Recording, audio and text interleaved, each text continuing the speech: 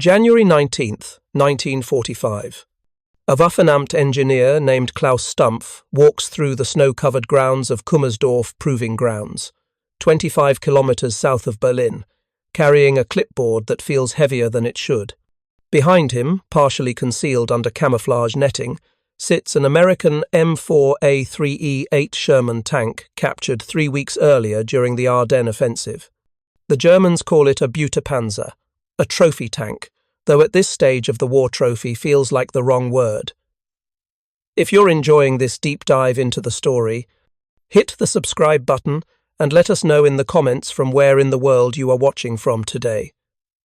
Stumpf has tested dozens of captured Allied vehicles at this facility. British Churchills with their awkward sponson guns, Soviet 34s with those impossibly sloped glacis plates, American Shermans by the handful pulled from North African battlefields, Italian dumps, French hedgerows. But this one is different. This Sherman has something the Wehrmacht's Panzerwaffe has never built, never even attempted, despite 4 years of designing the world's most sophisticated tanks. Horizontal volute spring suspension, HVSS for short, though American tankers call it the Easy Eight, after the experimental designation E8. Stumpf peers underneath the tank at the dual road wheel assemblies, the wide 23-inch tracks, the external shock absorbers mounted atop each bogie unit, and makes a notation that will never appear in any official report, because by January 1945, there is no time left for official reports. The observation is simple, almost embarrassing in its directness. We never built this. Not couldn't. Never tried. The distinction matters because it reveals something fundamental about how two industrial powers approached the same engineering problem from opposite directions and ended up in completely different places. To understand why Klaus Stumpf stands in the snow, staring at American suspension bogies with something resembling professional envy, you have to go back to 1933, to a drafting room in Detroit, Michigan, where an engineer named Harry Knox is solving a problem that will define American tank design for the next 3 decades. Knox is working on a light tank prototype, the T-2E1, and he needs a suspension system that meets 3 requirements that sound simple but are brutally hard to execute simultaneously. It has to be cheap to manufacture. It has to be simple enough that a 19-year-old farm kid can repair it with hand tools under fire. And it has to be modular, capable of being bolted on or swapped out without tearing the entire tank apart. Knox's solution is the vertical volute spring suspension, or VVSS. Picture a cone-shaped spring, like a traffic cone made of coiled steel, mounted vertically in a housing. When the road wheel hits an obstacle, the spring compresses, the coils sliding over each other, absorbing the impact. 2 road wheels per bogie, 3 bogies per side, the entire assembly bolted to the outside of the hull. It's not elegant, it's not sophisticated, but it works, and more importantly, it works in ways that matter to the men who have to keep tanks running in combat. When a VVSS bogie breaks, a crew chief unbolt S6 bolts, pulls the entire assembly off, bolts on a replacement, and the tank is mobile again in 20 minutes. No special tools required. No welding torches. No need to access the interior of the hull while someone's trying to kill you. This philosophy of external, modular, bolt-on components becomes the foundation of American tank design. The M2 light tank uses it. The M3 Lee uses it. And when designers at the Army Ordnance Department start sketching what will become the M4 Sherman in 1941, VVSS is baked into the requirements document from day one. The Sherman will use VVSS with 16.5-inch wide tracks, 6 road wheels per side arranged, in 3 paired bogies, and the entire suspension system accessible from outside the hull with basic hand tools. But VVSS has a problem that becomes apparent the first time a Sherman tries to cross soft ground. Ground pressure. The tank weighs 33 tons and distributes that weight across tracks that are barely 16 inches wide. In mud, sand, or snow, Shermans sink. Crews start bolting extended end connectors, nicknamed duckbills, to the outside edges of each track link. These add 3 inches of width per side, reducing ground pressure from about 14 pounds per square inch to closer to 11. It helps, but it's a band-aid. The real solution requires rethinking the entire suspension. August 1944. The Fisher Tank Arsenal in Grand Blanc, Michigan, starts production of the M4A3E8. The E8 designation means experimental device number 8, but there is nothing experimental about it by the time it reaches the assembly line. Engineers have been refining horizontal volute spring suspension since 1938, when Harry Knox first tested the concept on the light tank T6. The system replaces the vertical springs with horizontal ones, positioned between paired road wheels that press against each other through the spring. When one wheel rises, the spring compresses and transfers force to the opposite wheel, maintaining track tension and distributing weight more evenly. The benefits cascade through the design. Track width jumps from 16.5 inches to 23 inches, cutting ground pressure to about 10 pounds per square inch. The wider track means better flotation in mud, better traction in snow, better mobility in terrain where the original Shermans founder. But the most radical feature isn't the wider tracks or the horizontal springs. It's the fact that the system remains entirely external to the hull, fully modular, and even easier to maintain than VVSS. Each HVSS bogie has 2 large road wheels instead of 2 small ones. The wheels are mounted on arms that can be individually removed. A broken wheel no longer requires pulling the entire bogie. You unbolt the one arm, swap the wheel, bolt it back on, and you're done. Field maintenance time drops by half. Additionally, each bogie gets a shock absorber mounted at the top of the assembly, not as an afterthought, but as a designed-in component that dramatically improves ride quality and allows the tank to maintain higher speeds over rough terrain without beating the crew unconscious. The combination of wider tracks, better weight distribution, individual wheel replacement, and actual shock absorption makes the Easy 8 the smoothest riding Sherman variant by a substantial margin. Crews who transition from VVSS Shermans to HVSS models report the difference immediately. The tank glides over obstacles that would have rattled their teeth loose in the old suspension. Production numbers tell part of the story. Fisher Tank, Arsenal and Detroit Tank. Arsenal combined deliver 2,617 M4A3E8 Shermans between August 1944 and the end of the war in May 1945. That's not many, barely 5% of total Sherman production. Most Shermans in Europe by the war's end still run VVSS because you don't halt production lines to retrofit new suspension when you need tanks yesterday. But those 2,000 Easy 8s see disproportionate combat because they deploy to frontline units first, arriving just in time for the Ardennes offensive in December 1944. The Germans encounter them immediately during the Battle of the Bulge. Panzer crews accustomed to fighting earlier Sherman variants notice the difference. The Easy 8s maneuver better in snow. They don't bog down in Belgian mud the way VVSS Shermans do. They maintain speed across terrain that should slow them. This presents a tactical problem for German tank commanders already dealing with numerical inferiority.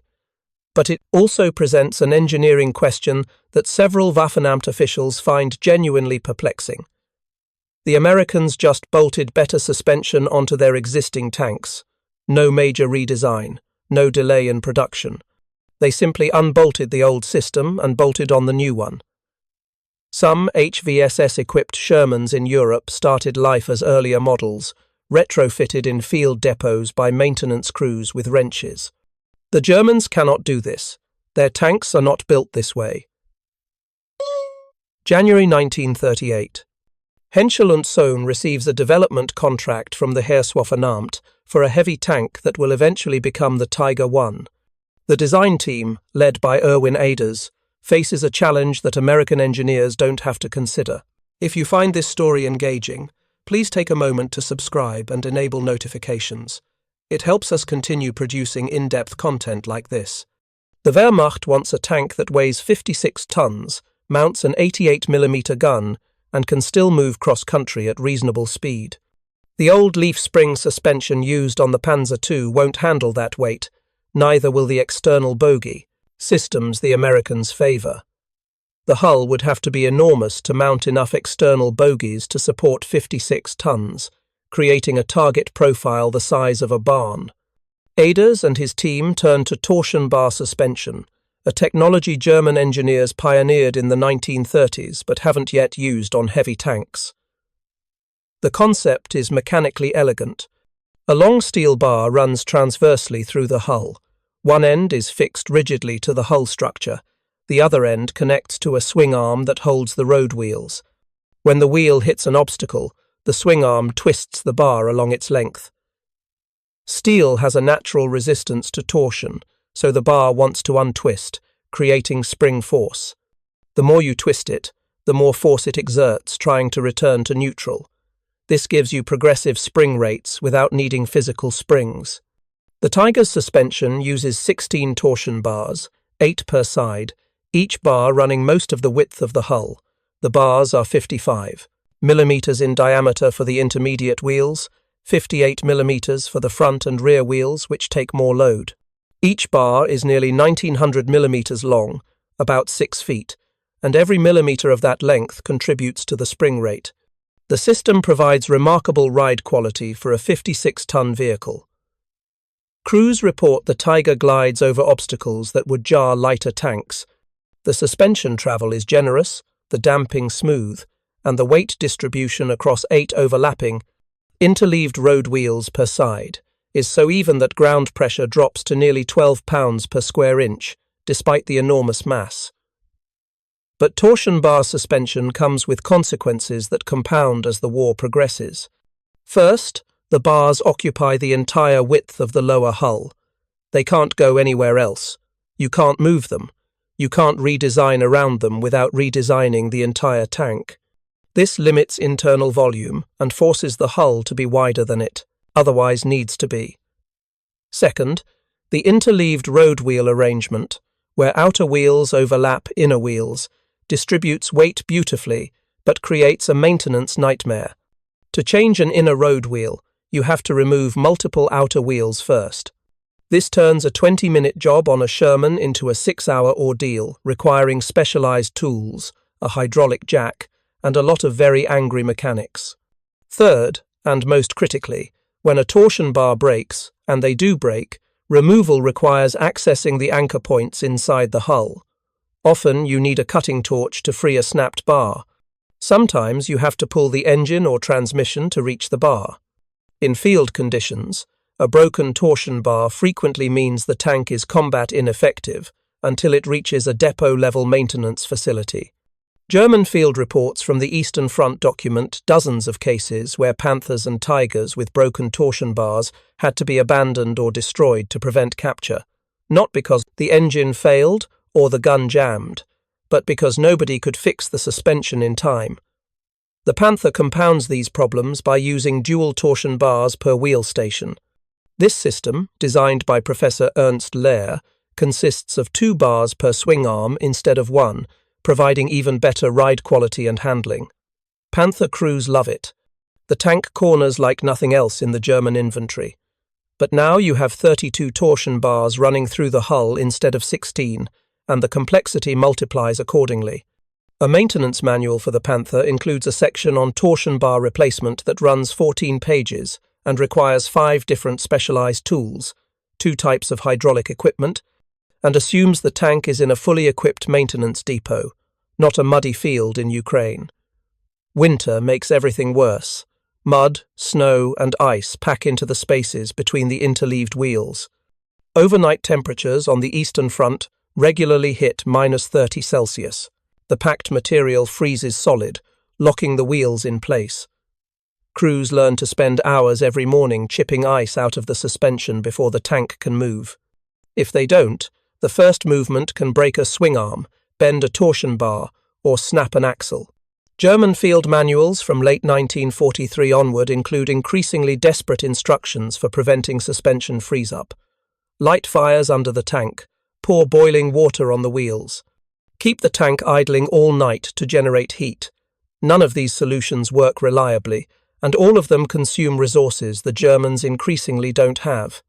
Yet, for all these problems, German torsion bar suspension delivers performance that external bogie systems struggle to match. The ride quality matters in combat. A crew that isn't being jarred and battered every time the tank crosses rough ground can fight more effectively. They're less fatigued. The gunner can keep the sight on target while moving. The commander isn't getting his kidneys bruised every time they hit a pothole. Torsion bars also enable the overlapping wheel arrangement that provides excellent armor protection. Road wheels positioned in front of the hull sides become improvised spaced armor. Shaped charge warheads and armor-piercing rounds that hit the wheels often detonate or shatter before reaching the hull. This saves tanks. Multiple Tiger and Panther combat reports document hits to the suspension that would have penetrated the side hull but expended their energy against wheels instead. The Germans know their suspension is complex. They know it's maintenance intensive. They accept these trade-offs because the performance advantages seem worth it, especially in the context of how the Wehrmacht fights. German tactical doctrine emphasizes quality over quantity. Build fewer tanks, but make them individually superior. Train crews to a high standard. Use them as precision instruments rather than mass assault weapons. In this context, a suspension system that requires skilled maintenance but delivers superior handling characteristics fits the doctrine. If you've only got 3 Panthers to hold a sector, you want those 3 Panthers to be as capable as physics allows, even if that means the mechanics curse your name every time something breaks. American doctrine goes the other way. Build more tanks than you could possibly need. Make them reliable enough that minimally trained crews can keep them running. Accept slightly lower performance if it means the tank can be repaired by the average soldier with the tools in his kit. Modularity becomes doctrine. External components become doctrine. Simplicity becomes doctrine. The Sherman embodies this philosophy so thoroughly that maintenance manuals read like instructions for erector set toys. Remove 6 bolts here, slide this out, slide the new one in, tighten 6 bolts, done. Neither approach is wrong, neither is obviously superior. They represent different answers to the same question. How do you balance performance against maintainability when you know the tank will be operated by teenagers in terrible conditions thousands of miles from proper facilities? The Germans optimize for peak performance and accept maintenance complexity. The Americans optimize for maintainability and accept slightly lower peak performance. Both militaries build successful tanks. Both systems work in combat. The divergence becomes most visible when you compare what happens when things go wrong. Consider 2 scenarios, both based on actual after-action reports from early 1945. Scenario 1. An M4A3E8 Sherman operating with the 3rd Armoured Division hits a mine near the German border. The blast tears off 2 road wheels on the left side, bends the bogie arm, and cracks the track. The crew bails out, expecting the tank to be done. A maintenance team arrives 4 hours later. They unbolt the damaged bogie, pull 2 replacement road wheels from their truck, bolt on a spare bogie arm they carry specifically for this, and splice in new track sections. Total repair time, 6 hours from mine strike to the tank moving under its own power. The Sherman rejoins its unit the next morning. Scenario 2. A Panther AUSF-G with the 2nd SS Panzer Division throws a track near the same sector, consequence of a broken torsion bar that wasn't caught during morning inspection. The bar snaps, the swing arm collapses, the track comes off, the crew calls for recovery. A Berger Panther recovery vehicle arrives 8 hours later and tows the disabled Panther 15 kilometers to a field maintenance depot. Engineers assess the damage. The broken torsion bar is accessible, barely, but removing it requires cutting through the bar anchor and fabricating a new one. They don't have a replacement bar in stock. The nearest depot with spare parts is 60 kilometers away. The Panther sits at the depot for 3 days waiting for parts. When the replacement bar arrives, installation takes another 2 days. The tank returns to service a week after the initial breakdown. These aren't extreme examples, they're typical. German maintenance records from 1944 and 45 are filled with similar incidents. Tank breaks down. Tank waits for parts. Parts arrive. Repair requires specialized tools or depot facilities. Tank returns to service days or weeks later. Meanwhile, that unit is short one tank, and by late war, the Germans cannot afford to be short any tanks. American maintenance records show the opposite pattern. Tank breaks. Repair happens quickly, often in the field. Tank returns to combat. The difference isn't German incompetence or American superiority. It's design philosophy manifesting as operational availability. This gap widens as the war progresses and German logistics deteriorate. A suspension system that requires specialized parts becomes a liability when those parts stop arriving. A suspension system that requires depot-level facilities becomes a problem when Allied bombing destroys the depots. By early 1945, German armoured divisions are operating at 30 to 40% strength, not because tanks are being destroyed in combat, but because broken tanks can't be fixed fast enough to return to service. The Americans face their own challenges. HVSS Shermans struggle in muddy terrain where German tanks with wider contact patches perform better. The solution, extended end connectors, helps but doesn't fully solve the problem. So, American engineers design HVSS, test it, put it into production, and start bolting it onto tanks in mid-1944. The entire development cycle, from identification of the problem to combat deployment of the solution, takes about 18 months. The Germans identify similar mobility problems with their tanks but can't implement fixes at scale because their entire tank production system is optimized for precision and complexity, not adaptability. Consider the Panther II program, initiated in 1943 to address many of the Panther's maintenance issues. The design includes simplified suspension with single torsion bars instead of dual bars and non-interleaved road wheels that can be changed individually. It's basically an admission that the original Panther's suspension is too complex. But Panther II never enters production because changing the suspension means changing the entire hull, redesigning production facilities, retraining workers, and halting Panther output during the transition. The Germans need tanks now, not a better tank 6 months from now. So the program dies, and the Wehrmacht keeps building Panthers with the same problematic suspension until the war ends. This is what Klaus Stumpf recognizes when he examines that captured Easy 8 at Kummersdorf in January 1945. The Americans didn't build better suspension. They built suspension that could be improved without stopping production. They built a suspension that could be maintained by ordinary soldiers with ordinary tools. They built suspension that prioritized getting tanks back into combat over achieving theoretical engineering perfection. These aren't sexy characteristics. They don't win awards or generate excitement in engineering journals. But they win wars, and by 1945, this distinction has become painfully obvious to anyone paying attention. The irony is that American engineers test torsion bar suspension on Shermans. Rock Island Arsenal builds an experimental model in 1943. They run it through trials at Aberdeen Proving Ground. The test reports are polite but dismissive.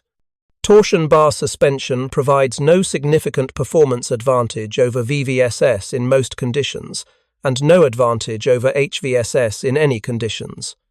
More importantly, torsion bars require internal hull modifications that would disrupt production and complicate field maintenance. Recommendation: continue with volute spring systems. The program is cancelled. The Americans already have a solution that works well enough, and well enough is actually sufficient when you're building 12,000 of something. The German perspective is different. When Henschel engineers design the Tiger, they consider external bogey systems and reject them because the weight and size don't work. Torsion bars are the correct engineering solution for a heavy tank given the constraints of physics and the requirements of the mission. This logic is sound. The Tiger needs that suspension. The Panther needs that suspension. But by building suspension into the fundamental structure of the hull, the Germans lock themselves into a design that can't easily evolve. They prioritize optimization over adaptability, and this choice compounds as battlefield conditions change. Reports from Kummersdorf testing facility document captured Allied equipment throughout the war. A detailed report from June 1943 evaluates a captured M4A3E8 Sherman with HVSS. The assessment is mixed. The suspension is criticized as crude and unsophisticated compared to German systems. Ride quality is rated as adequate but not exceptional. Ground pressure is noted as problematically high. But the report includes an interesting observation. The modular design allows for rapid replacement of damaged components in field conditions. This characteristic is noted without particular emphasis, just another data point among dozens. The report's authors don't recognize it as a fundamental design philosophy. They see it as a feature of this specific tank, not as a guiding principle that informs the entire American approach to armored vehicle design.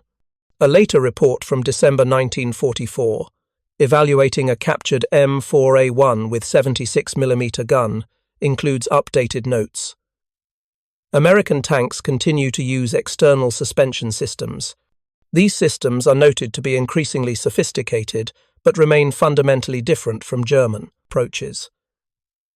The report acknowledges that field maintenance is simpler on American tanks, but this advantage is contextualized as a trade-off against the superior ride quality and handling of German torsion bar systems. There's no recognition that as logistics deteriorate and maintenance facilities disappear, the simple field repairable design becomes exponentially more valuable than the theoretically superior complex design. By the time Stumpf examines the Easy Eight in January 1945, the theoretical discussions are moot. The war is clearly ending. The Wehrmacht is short on fuel, spare parts, ammunition, and functional tanks.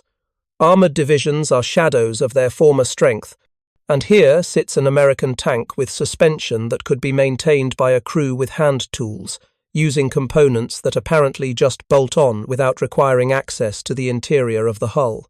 Stumpf writes his observations in a notebook that will be lost when Soviet forces overrun Kummersdorf 2 months later. But the substance of those observations survives in post-war debriefs and recovered documentation. The Germans never built anything like HVSS, not because they couldn't, but because it didn't fit their engineering philosophy. They optimized for different variables. They made different trade-offs. And by late war, it's evident that the Americans chose correctly, at least for the context of global industrial warfare. The broader lesson isn't that one suspension system is universally better than another. HVSS and torsion bars both work. Both have advantages. Both have limitations. The lesson is about design philosophy in contexts where adaptability matters more than peak performance. The Americans built tanks that could be easily modified, easily maintained, and easily produced in overwhelming numbers. The Germans built tanks that performed superbly when properly maintained by skilled crews, but required resources and infrastructure they increasingly didn't and have.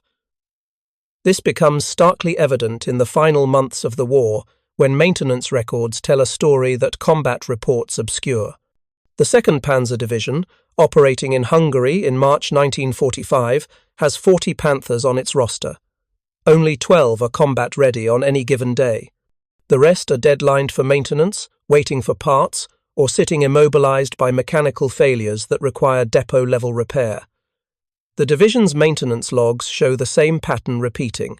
Broken final drives, damaged torsion bars, interleaved wheels frozen solid or jammed with debris, gearbox failures requiring engine removal to access. Each problem individually solvable, but collectively overwhelming because the parts don't arrive and the depot facilities are gone. Compare this to the 4th Armored Division, American, operating in Bavaria at the same time. They have 76 Shermans, mix of VVSS and HVSS models. On any given day, 68 are operational. The maintenance logs show constant activity, crews replacing bogies, swapping road wheels, patching track, changing engines. But the repairs happen fast, in the field, and the tanks return to combat.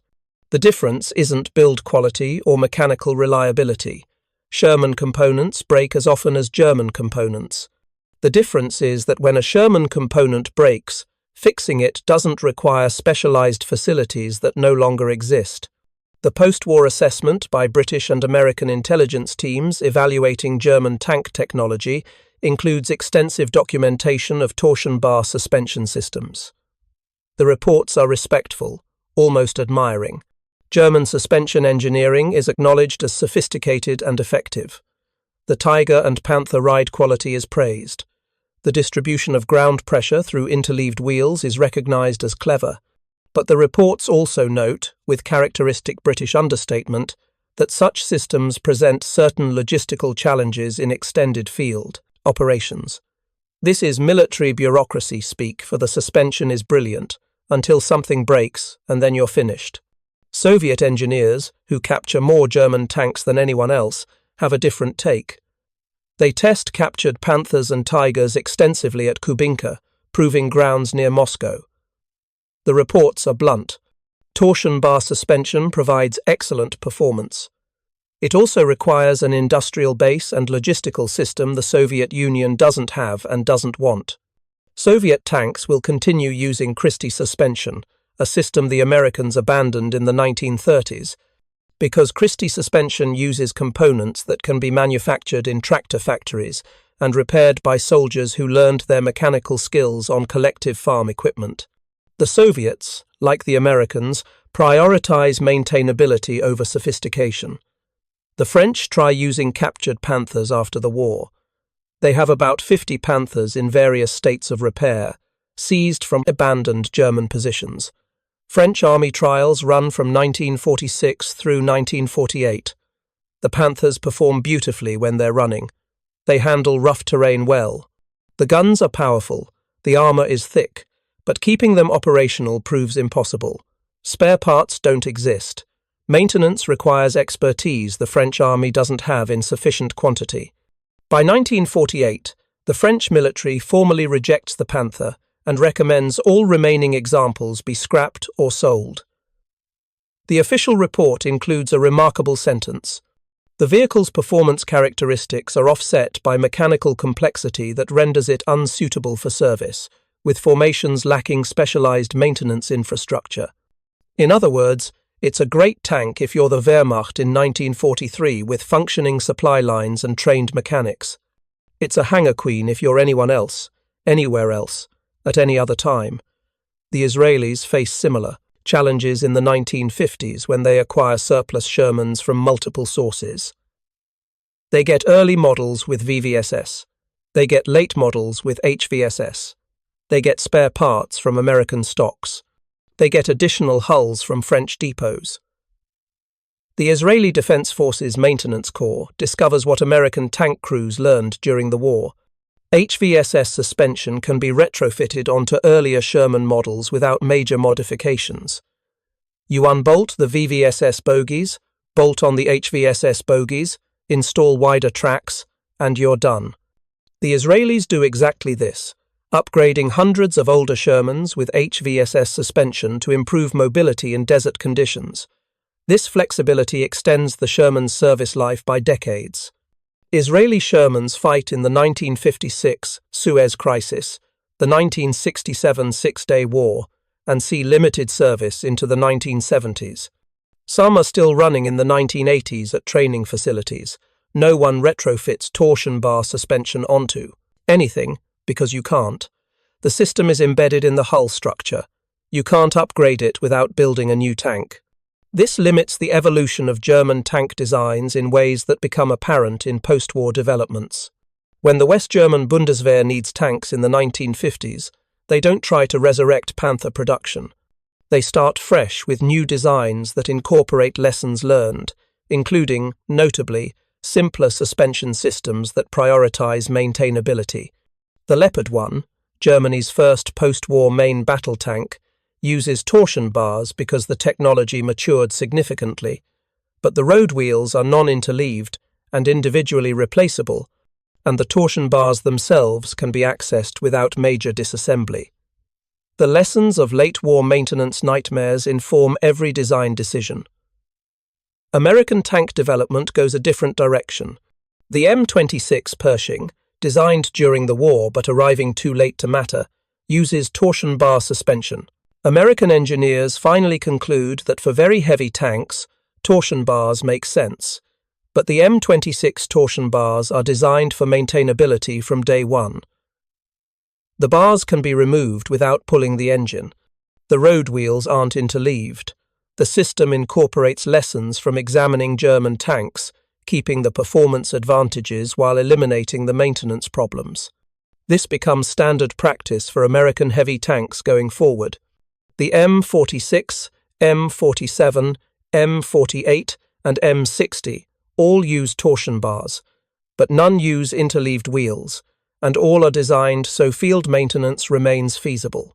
The Sherman, meanwhile, continues in service far longer than anyone in 1942 imagined possible. The basic design proves so adaptable that nations keep finding new ways to upgrade it. The Israelis install French 75mm guns, then French 105mm guns, then diesel engines, then HVSS suspension on early models. Each upgrade extends service life another decade. Some Israeli Shermans in the 1970s are barely recognizable as Shermans. They have different engines, different guns, different suspension, different transmission, but the hull is still fundamentally the same welded or cast structure designed in 1941, and it keeps working because the design anticipated modification. Chilean, Argentine, and Paraguayan armies operate Shermans into the 1980s. Most are HVSS models acquired as surplus from American or French stocks. The suspension still works. Parts are still available. Maintenance is still straightforward.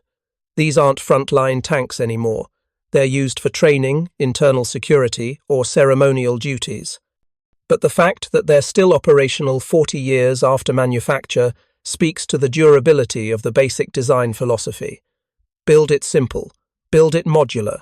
Build it so anyone can fix it. No one operates Tigers or Panthers in the 1980s except museums.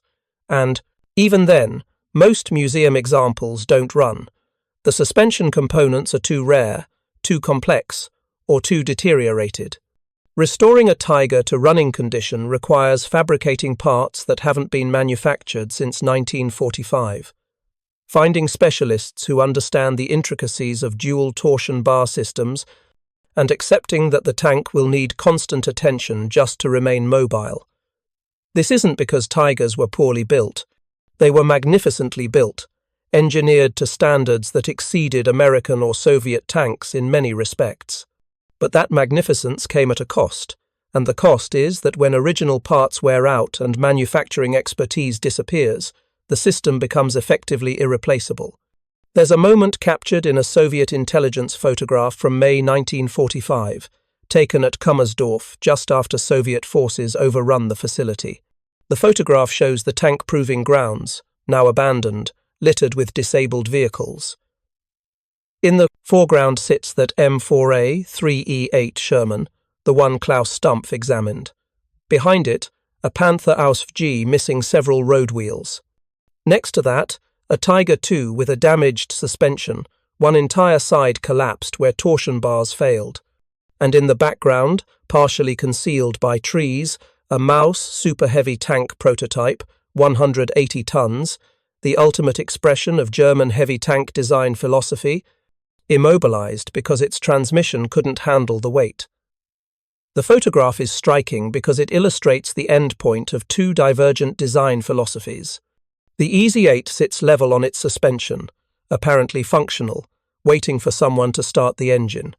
The German tanks are broken in ways that can't be field repaired, waiting for maintenance facilities and spare parts that will never arrive. It's not a perfect metaphor, because the Sherman only survives because it was captured, not abandoned. But the image suggests a fundamental truth. The Americans built tanks that kept working when everything else failed. The Germans built tanks that required everything to work perfectly, or they didn't work at all. This distinction plays out across every aspect of late-war armoured operations. Fuel consumption becomes a critical factor. The Panther burns about 200 litres per 100 kilometres of fuel under combat conditions. The Sherman burns about 400 litres per 100 kilometres. On paper, this looks terrible for the Sherman. In practice, it doesn't matter, because the Americans have fuel, and the Germans don't. By 1945, German tanks are frequently abandoned not because they're damaged, but because there's no fuel to move them. No amount of superior engineering compensates for empty fuel tanks. Crew training follows similar patterns. German tank crews require extensive training to operate and maintain their complex vehicles. Panther driver training alone takes 6 weeks under ideal conditions. By late war, crews receive 2 weeks. If they're lucky, and predictably, inadequately trained drivers burn out clutches, strip gears, and break final drives at catastrophic rates. Sherman training takes 4 weeks for a complete crew, and inadequately trained Sherman crews make mistakes, but those mistakes are usually fixable. Strip a gear in a Sherman, and you can replace the transmission in a day with 3 guys and a crane. Strip a gear in a Panther, and the tank goes to depot for a week. The numbers compound. A German armoured division in 1945, operating at 30% strength because of maintenance issues, can't achieve the same objectives as the same division at 80% strength. An American armoured division maintaining 75% operational readiness creates tactical opportunities that wouldn't exist at 50%. Reliability becomes operational capability. Maintainability becomes strategic advantage. These aren't glamorous factors. You can't photograph them dramatically. They determine outcomes. After-action reports from the final months of the war document this repeatedly.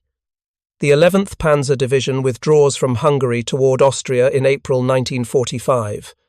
They start with 23 operational tanks, mix of Panthers and Panzer IVs. After 2 weeks of movement and light contact with Soviet forces, they have 7 operational tanks. 16 are lost not to enemy action, but to mechanical breakdown and inability to recover or repair broken vehicles. The division's war diary notes frustration at abandoning tanks that could have been saved with proper maintenance support. But proper maintenance support requires parts, tools, facilities, and time, none of which exist. The 3rd Armoured Division, American, advances through Germany at the same time. They lose tanks to combat, mines, and breakdowns. But their operational readiness stays relatively constant because maintenance crews keep fixing things. A Sherman throws a track, the crew calls for recovery. An M32 tank recovery vehicle shows up. They repair or replace the suspension, and the tank returns to service. This cycle repeats hundreds of times. The cumulative effect is that American units maintain combat power, while German units hemorrhage it through unsustainable attrition. The question Klaus Stumpf doesn't ask, standing at Kummersdorf in January 1945, but probably should have, is whether German tanks would have been more effective if they'd been designed like Shermans. Simpler, more maintainable, less sophisticated. It's an unanswerable hypothetical, but the question contains uncomfortable implications. Would a German army equipped with 30,000 simplified tanks have performed better than the actual German army equipped with 10,000 sophisticated tanks? The math suggests maybe yes, but the math ignores German tactical doctrine, training standards, and industrial capacity. The Wehrmacht built the tanks they built because those tanks fit their vision of how armoured warfare should work. That vision proved correct in many battles, but couldn't overcome the logistical realities of extended global war. The Americans, conversely, never tried to build the perfect tank. They built a good enough tank in huge numbers and trusted that quantity plus reliability would overcome quality. This philosophy frustrates tankers who fight against German armour and wish their Shermans had thicker armour or bigger guns. The complaints are legitimate. A Sherman going head-to-head with a Panther at 1,000 metres is at a severe disadvantage. But Sherman doctrine doesn't call for head-to-head encounters. It calls for combined arms operations where tanks support infantry, suppress strong points, and exploit breakthroughs. In that role, reliability matters more than gun penetration, because a tank that's broken down when the infantry needs support is worse than a tank with a marginal gun that's actually present. This pragmatism extends through American military vehicle design for decades after the war. The M113 armored personnel carrier, designed in the 1950s, uses external torsion bars that can be replaced by a crew with hand tools. The M2 Bradley fighting vehicle, designed in the 1980s, uses modular suspension that can be swapped in field conditions. Modern American military vehicles are overbuilt and expensive, but they're almost always designed so field maintenance remains possible. The philosophy persists because it works. German engineering goes a different direction. Modern German military vehicles like the Leopard 2 tank are sophisticated, complex, and absolutely require proper maintenance infrastructure. But they're designed for NATO armies that have that infrastructure. They're designed for contexts where supply lines function, spare parts arrive, and depot maintenance facilities exist. In those contexts, complexity is acceptable because the support systems can handle it.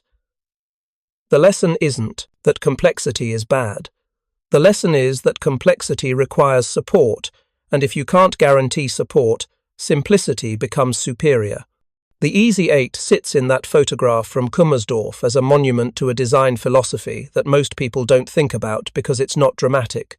Wide tracks for better ground pressure, external suspension for easy maintenance, modular components for quick replacement, shock absorbers for crew comfort.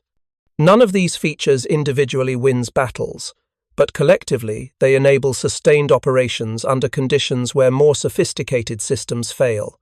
Klaus Stumpf's notes, if they survived, might have changed post-war German tank development, but they didn't need to, because the lessons were obvious to anyone paying attention.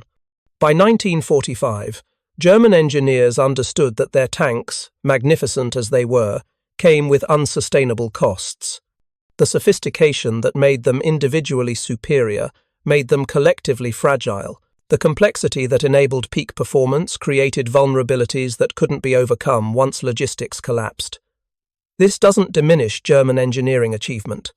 Tiger and Panther tanks represent some of the finest mechanical engineering of the war. The torsion bar suspension systems work brilliantly under ideal conditions. But war doesn't happen under ideal conditions. War happens in mud and snow and desert heat, with supply lines interrupted and spare parts missing, and mechanics working by flashlight at 3 in the morning, because the tank needs to be ready at dawn.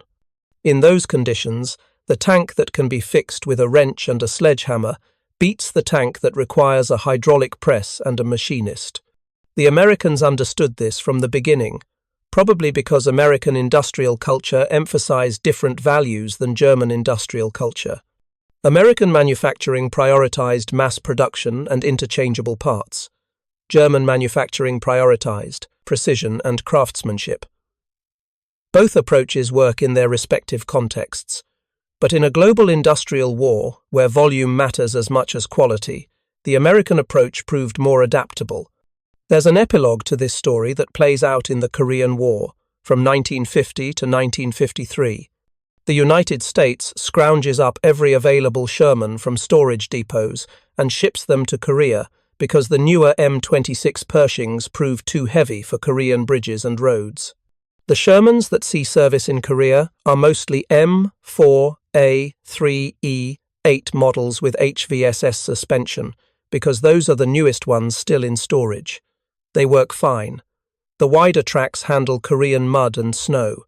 The suspension remains reliable despite many of the tanks being 5 or 6 years old and sitting in storage for most of that time. Maintenance crews have no problem keeping them running with standard tools and available parts. This surprises nobody who understands the design philosophy. The tanks were built to be maintainable. They remain maintainable. Korean War after action reports barely mention mechanical reliability because it's not a problem. The tanks start, run, fight, and keep working. That's the entire point of the design. It's not exciting. It's not impressive in any obvious way. But it wins wars, or at least contributes materially to not losing them, which is sometimes the same thing. Thank you for watching. For more detailed historical breakdowns, check out the other videos on your screen now, and don't forget to subscribe.